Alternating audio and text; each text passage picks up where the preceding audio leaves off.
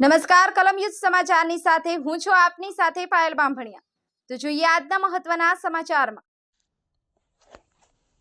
સુરત શહેર police commissioner Shri Anupamsinh Gehlot નાઓએ dummy telephone exchange ઊભું કરી વિદેશથી આવતા કોલને ડાયવર્ટ કરી લોકલ કોલમાં કન્વર્ટ કરી ભારત સરકાર તથા મોબાઈલ કંપનીઓને આર્થિક નુકસાન પહોંચાડતા ઇસમો વિરુદ્ધ સખત કાર્યવાહી કરવા એસઓજી પોલીસને સૂચના કરવામાં આવેલ। જે સૂચના અનુસાર સંયુક્ત police commissioner Shri Raghavendra Vats crime નાયબ police commissioner Shri Rajdeepsinh Nakum SOG નાઓના માર્ગદર્શન હેઠળ સુરત શહેર એસઓજી દ્વારા નીચે મુજબની કામગીરી કરવામાં આવી હતી। ઉપરોક્ત સૂચના અન્વયે પોલીસ ઇન્સ્પેક્ટર શ્રી એસઓજી નાઓ દ્વારા કરવામાં આવતી પ્રવૃત્તિ કરતા ઇસમો પર વોચ કરવા એસઓજીના પોલીસ માણસોને સૂચના આપવામાં આવેલ હતી।